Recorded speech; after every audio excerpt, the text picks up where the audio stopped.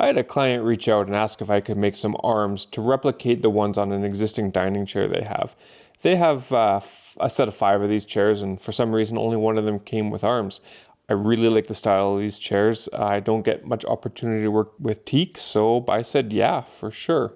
The first step for this was to use a bit of 1/4-inch hardboard and to trace out some templates to use. The arms are fairly well rounded over, so I decided I'd just confirm the measurements with a set of calipers. I then hopped over to the bandsaw and cut along the pencil line.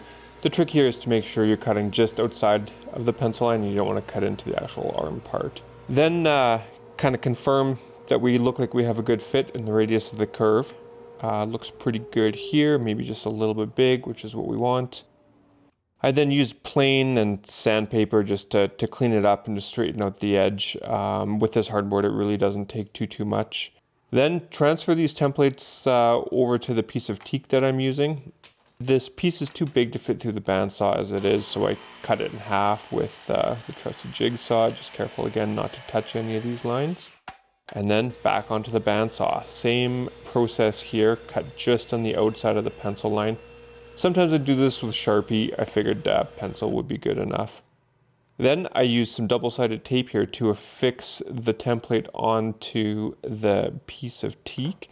I'm going to use this nice big bits and bits compression flush cut bit here in the router table. Nothing out of the ordinary here, just a little terrifying as always using a big bit like this. I will definitely admit to being scared of router tables. They're creepy, but they do a heck of a good job. I decided to try and square off the glue surfaces, kind of the mating surfaces here on the table saw. As you'll see later, this took a ton of cleanup with sanding and block plane. I probably should have just template routed it, but then yeah, back to the chairs, just kind of line everything up and mark out here where the end of the arm is so that I can cut that off. I decided to just use my Japanese pole saw here to trim this to length. Again, I probably should have just done it on the router table. Would have saved a bit of grief, but there you have it. I then took the 2 arms and double-sided taped them together and used my rigid oscillating sander here just to clean everything up and make sure that they're exactly the same size. This sander gets a bad rap by some, I don't know, works pretty good for me. Trim the long side here again on the miter saw. I used a lot of CA glue here just to temporarily hold things together while I lined it up, kind of understood how the shape was going to work. Confirmed the measurements for the height and the thickness here, and then marked the chair that the arms are going onto with the proper height just so I know where it would line up. And then again, a bit more CA glue here. I just used this to temporarily attach the arms to the new chair. I used thick CA glue here. It works really good. It doesn't run at all. It gives you, a few seconds. More than enough time to move the chair arm over. You can see here, yeah, it's looking okay. It's coming along. Obviously some work to be done. The angles aren't quite right, so I decided to mark it off and then just attack it here with a block plane. Lots and lots of back and forth. I didn't show it all here, but it was on and off and on and off and on and off just to get the angles right.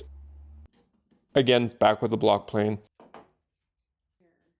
I had to bring the boss over here just to make sure that everything looked good. When you stare at a project for too long, you either see too many problems or not enough problems. But yeah, she gave me some advice and what she thought and how it looked, and I just moved forward from there. Again, back to the block plane and then back on the chair. A little bit more CA glue and we're off to the races. This here is getting pretty close, so I trim it down here to near final length. Here I am laying out for dominoes. I took my time. I definitely would have used dowels. I know there's a lot of people that hit on the domino. I would have used dowels, but honestly, I can't afford a dowel jig because I spent all my money on the domino, so I had to use it. Lining up the domino freehand like this is a little tricky. I always struggle with trying to not have it move, but yeah, it worked out pretty good. Then I hit it with a 1/2-inch roundover bit here in my trim router. You can see there, I screwed up. Was able to sand it out, but yeah, just, again, my fear of routers strikes again. Lots of hand sanding here to get everything kind of right and to get rid of the burn marks from the router. And then yeah, on to the glue up. I stuck a little bit of glue in each domino hole, stuck the dominoes in. I decided that these pieces would be a little bit tricky to clamp, so rather than try to fumble around with clamps with the curves and the angles and whatnot, I used wood glue in the domino holes and used a bit of CA glue kind of just on the side and hit one side with activator. 3 out of 4 worked well. One of them I had to break off for kind of before it set up just because the gap was big and it didn't tighten up, and I had to clean it up and re-glue it. But generally it worked pretty good. Maybe not quite as well as I would have hoped. But yeah, it seems to do the trick when you don't have an easily clamped workpiece. Just use some CA glue. After the glue had all set up, I grabbed my trusty Nerix Richter chisel there and cleaned up all the glue squeeze out. With that all cleaned up, I moved back over to the chair and just held it up to kind of dry fit it here.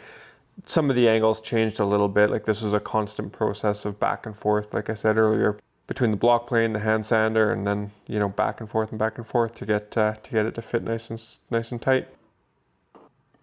As I rounded this over, I left the joint surfaces a little wide, so I had to use my chisel again to clean them up, and a little bit of sandpaper. Now, hopefully for the last time, a little bit of CA glue to hold the arm assembly in place here. Just apply it to both sides, and a little bit of activator applied to the arm. And then I just set it in place.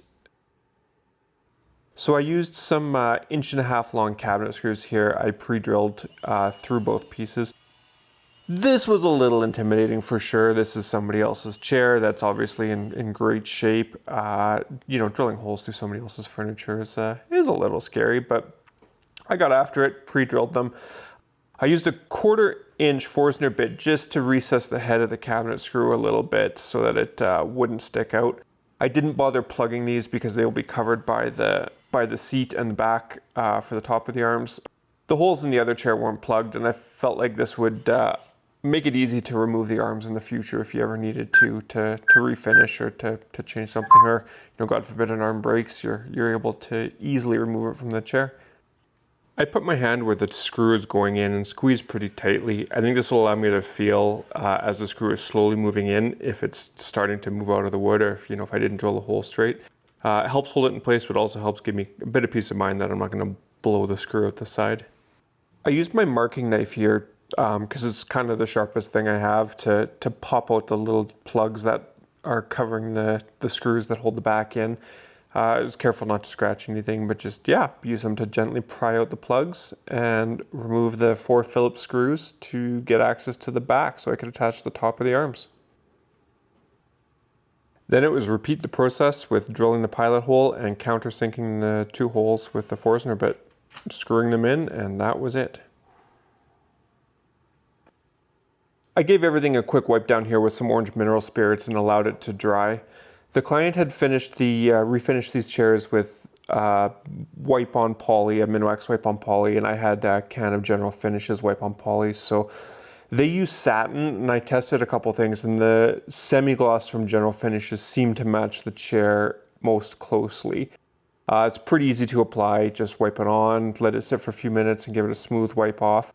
I applied 3 coats, and that seemed to match up pretty well. I think they're a little bit lighter than the existing chair, but the teak should darken up a bit over time, and I think it's a pretty close match.